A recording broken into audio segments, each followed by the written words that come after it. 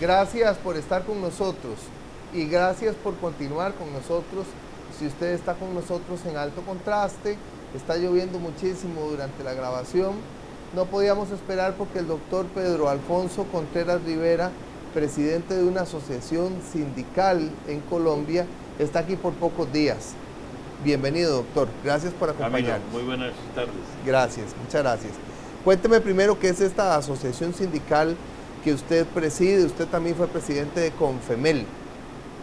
Los médicos colombianos que tuvieron la fortuna de tener vínculo laboral, sea a nivel del Estado, los hospitales y las entidades públicas, y los del Seguro Social y las cajas de previsión, tuvieron a bien organizarse en una asociación sindical de carácter gremial, es decir, solo de médicos, para defender los intereses de los médicos colombianos, los cuales se materializan en el logro permanente de mejores condiciones de trabajo y de mejores condiciones de vida. ¿De qué manera el hecho de tener esta asociación sindical ha repercutido positivamente en el gremio médico?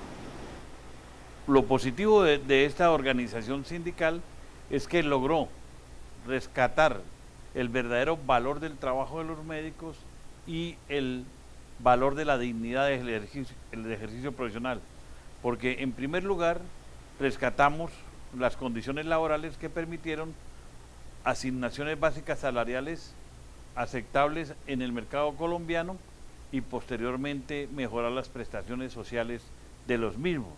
Y desde el punto de vista de las condiciones de vida, se nos facilitó conseguir préstamos de vivienda, préstamos de liquidación de hipotecas por la vivienda y de recreación y de capacitación. Doctor Contreras, usted dio una conferencia aquí para el 70 aniversario de la Unión Médica Nacional, que es el sindicato médico del país, el primer sindicato médico de América Latina y el sindicato activo más antiguo de nuestro país. Y habló de la situación que viven los médicos en Colombia. Yo quisiera que hagamos un resumen de esta presentación. En Colombia, en 1993, se expidió una ley que se volvió famosa porque fue la Ley 100 de 1993, que estableció el marco legal y jurídico para el desarrollo de la seguridad social en Colombia. Ley que indudablemente no conllevaba los criterios ni los conceptos, mucho menos los principios de un verdadero sistema integral de seguridad social. Lo que permitió esa ley fue la privatización de estos servicios. Se privatizó la salud, se privatizaron las pensiones, se privatizaron la protección de los riesgos laborales y se eliminaron los servicios sociales complementarios. Eso, estamos hablando de 20 años. En 20 años los médicos y los trabajadores del sector sufrimos mucho, porque se acabó la formalización laboral, es decir, se eliminaron los contratos de trabajo y se impulsó la intermediación laboral. ¿Y cómo funciona eso en una institución de salud? Eso funciona en que el médico no pertenece a la planta de personal. Sencillamente brinda servicios profesionales. Claro, sencillamente porque las instituciones no tienen presupuesto para sostener una planta de personal, dado de que su ingreso para su funcionamiento es de la contratación de la compraventa de servicios. Las hospitales y clínicas que se llaman IPS, instituciones prestadoras de servicios de salud, tienen que contratar con unas intermediarias que se llaman EPS, empresas promotoras de salud, que funcionan como los seguros comerciales. El gobierno les reconoce una plata por cada una de las personas que afilian y con esa plata tienen que garantizar la atención anual de esas personas.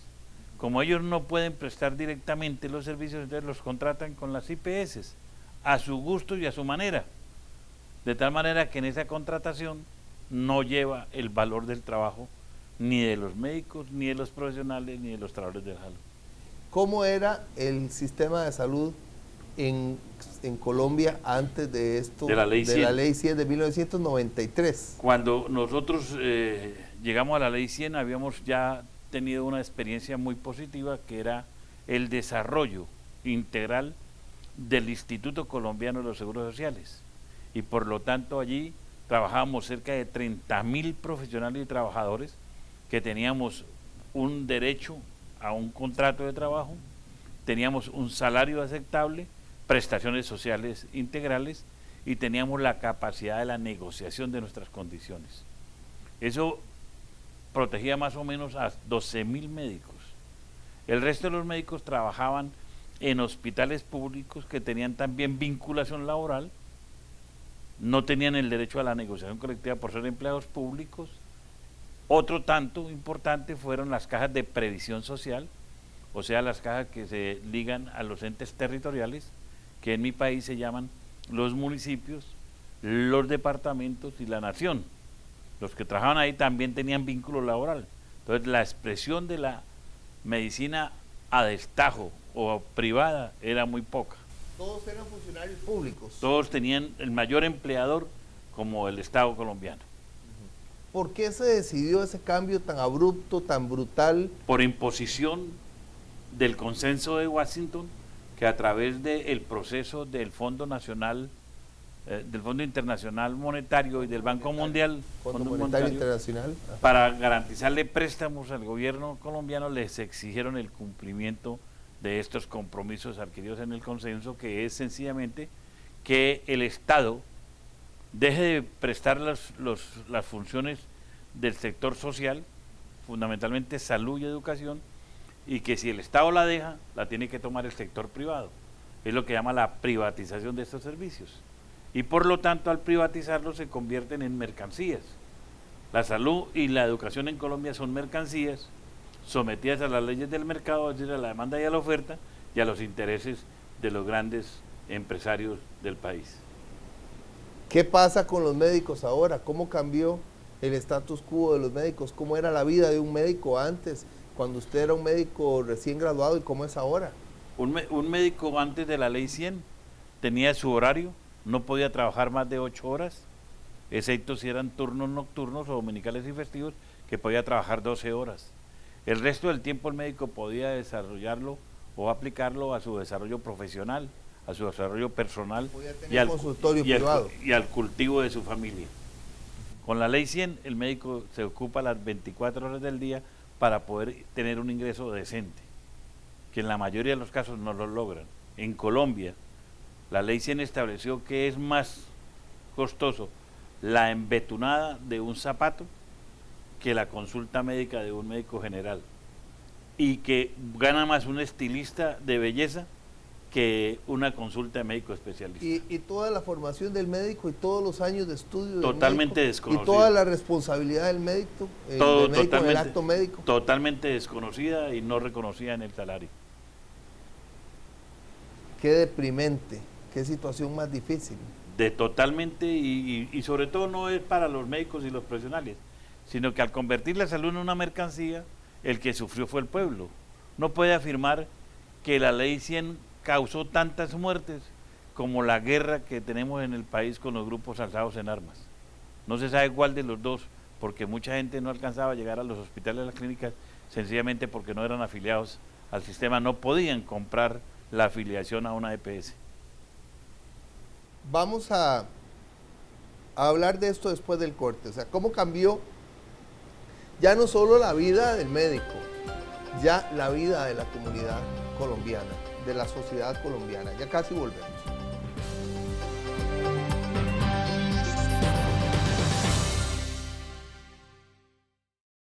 Mitsubishi Montero con Marchamo 2015 gratis. De INSA Motors.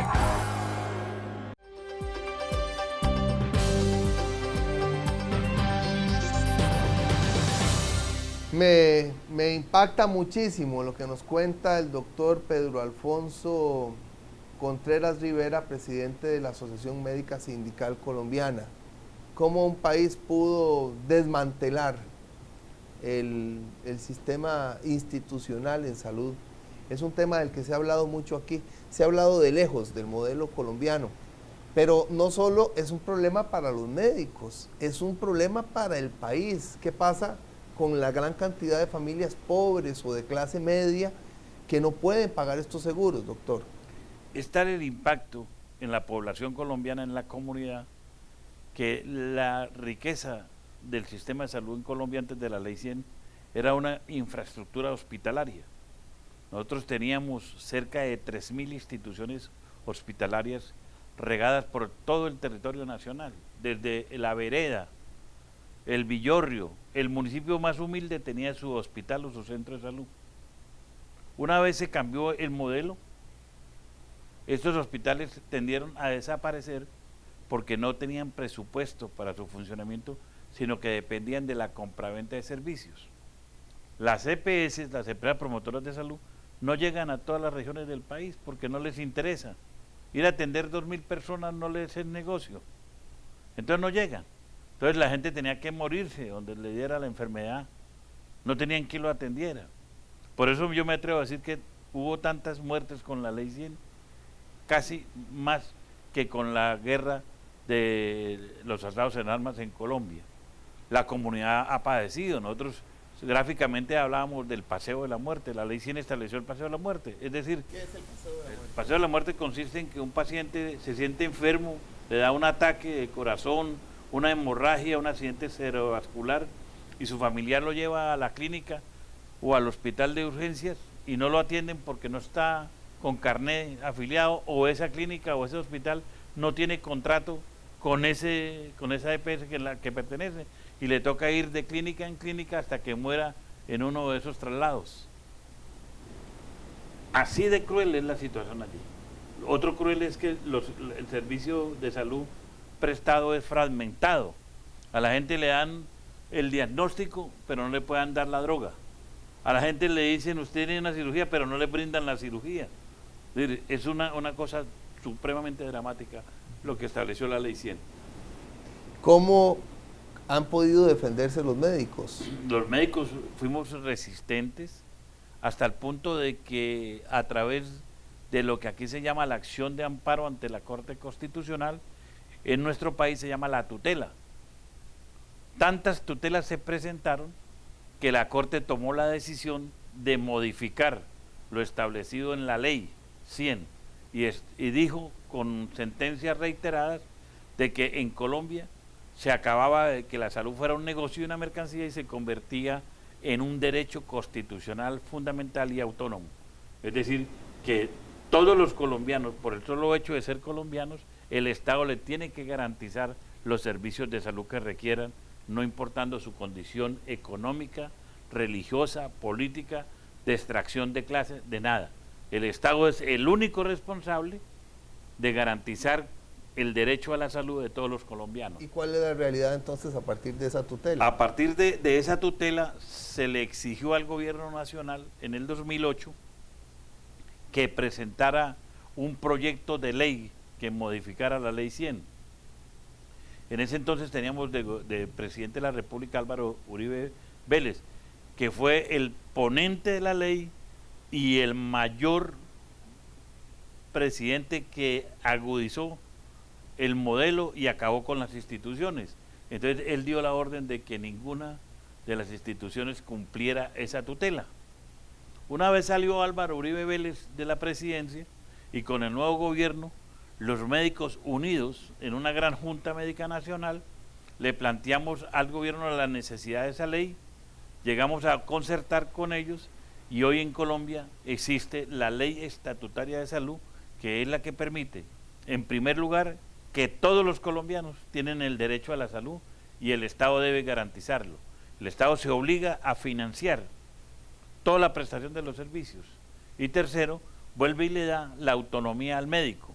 Es el médico y solamente el médico el que puede decir qué requiere un paciente y qué le debe prescribir, qué exámenes le dé, y no hay medida. Con la Ley 100 eso cambió. Eso antes no, antes el que definía qué se le brindaba al médico era el empresario, era el auditor, era el contador de la entidad que decía no hay plata para aceptarle esos exámenes. No, niégueselos.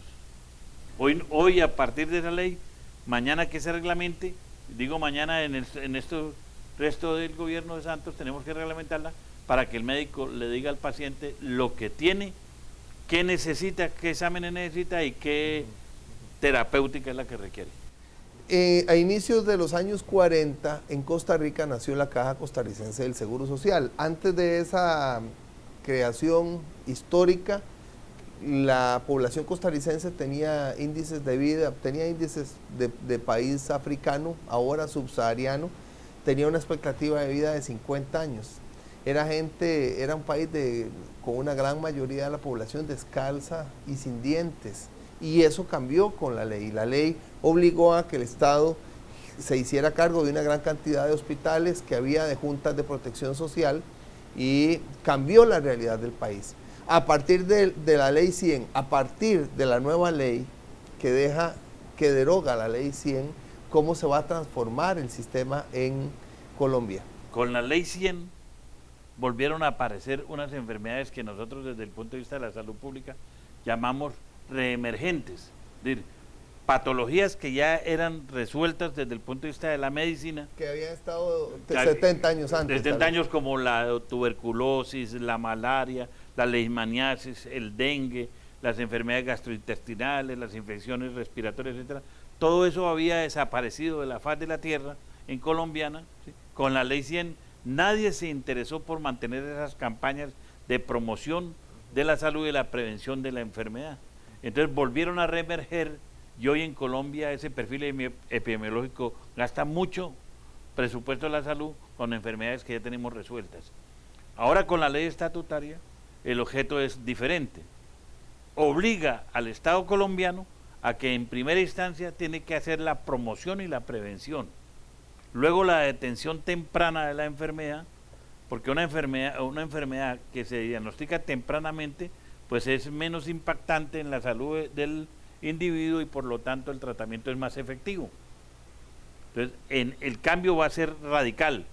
Y en ese cambio radical los médicos y los profesionales vamos a tener también la opción cierta de que nos tienen que volver a formalizar el ejercicio profesional. Quiere decir que nos tienen que volver a crear el contrato de trabajo para poder tener pertenencia y poder tener estabilidad de poder hacer una atención continua en los pacientes que nos correspondan de acuerdo al departamento, a la ciudad o a la institución respectiva. ¿Cómo ha cambiado la realidad del médico? ¿Ha cambiado ya o están apenas en el proceso del inicio? No estamos, porque todavía no se ha reglamentado la ley Sí. estatutaria, ¿cierto? Encontramos un problema, y es que los médicos se han acostumbrado a trabajar 24 horas del día para poder ganar un salario aceptable. ¿Y cómo pueden trabajar 24 horas del día? ¿En qué momento descansan? ¿Cómo hacen? No, el médico ha perdido la noción de vida. El médico, a pesar de ser el defensor por ultranza de la calidad de vida de las personas, el médico perdió la calidad de vida y perdió con ella su familia. Los médicos ya ni ven la familia. Las mujeres de los médicos tienen que mostrarle a sus hijos las fotos. Vea, este es su papá, que llegó esta mañana y tuvo que irse porque tenía otro turno en otro hospital. No llegan las noches, o si llegan muy tarde, entonces los hijos están dormidos. El médico está totalmente deteriorado como persona.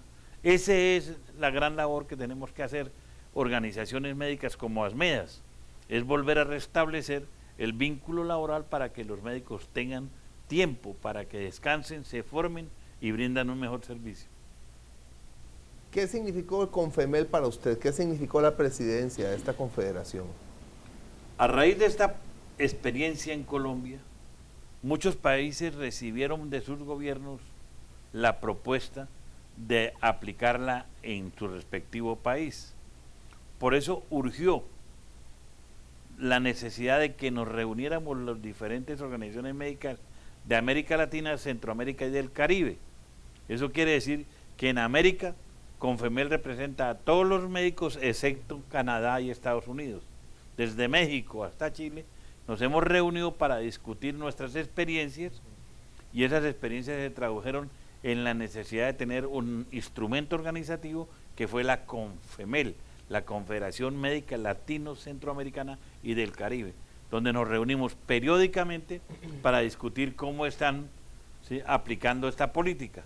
Mientras que nosotros estamos saliendo en Colombia con la ley estatutaria, en Perú nuestros colegas médicos llevan una huelga de 132 días porque le quieren crear las EPS y le quieren crear las IPS, quieren crear la intermediación financiera. En otras palabras, le quieren aplicar a Perú la ley 100.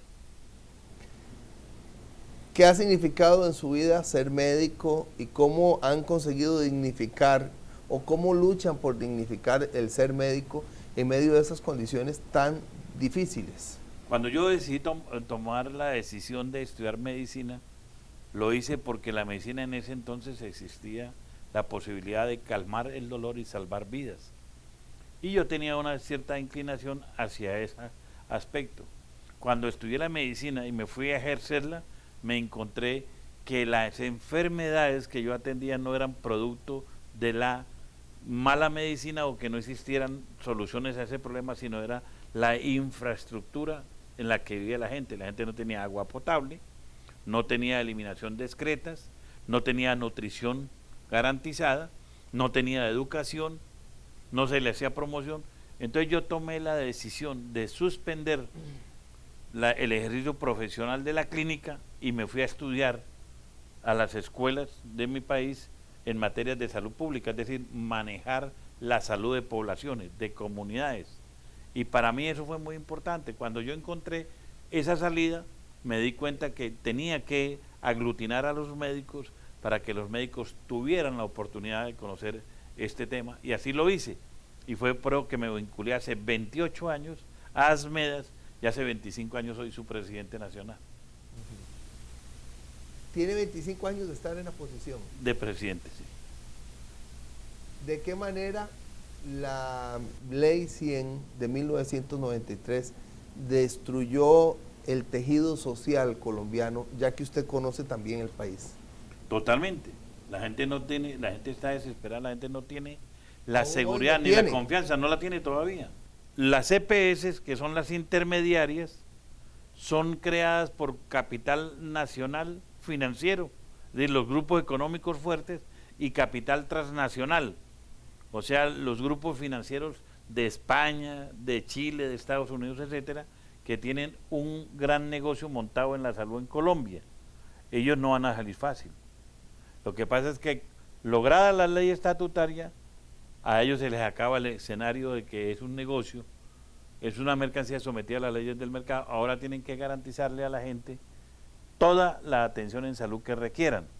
Pero para garantía de eso, somos los médicos los que vamos a tener la capacidad y la ley a nuestro favor para decirle qué requiere un médico, qué requiere un paciente y cómo se soluciona el problema. Última pregunta, el presidente Santos, ¿cómo se acercaron a él y cuán importante fue él para esa decisión, para revertir la ley 100? El presidente Santos fue consciente durante su paso por el Ejecutivo en varios ministerios de que la situación económica no era la mejor, ni la situación social.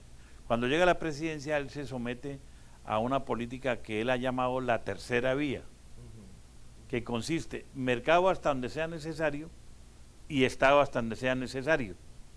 Como aquí en el problema de la salud, el mercado dio los resultados tan malos que colapsó el sistema, entonces Santos, como presidente y representante del Estado, entra a conversaciones con los médicos y establecemos que en cumplimiento de las determinaciones de la Corte Constitucional se presentara esa ley estatutaria para que se establezca la salud como un derecho. Y Santos en eso está comprometido, y está comprometido a poner el presupuesto nacional al servicio de la garantía y el goce efectivo de este derecho. Muchas gracias al doctor Pedro Alfonso Contreras Rivera, presidente durante un cuarto de siglo de la Asociación Médica Sindical Colombiana. Gracias a usted también por estar con nosotros, que pase muy bien. Bueno, muchas gracias, amigo.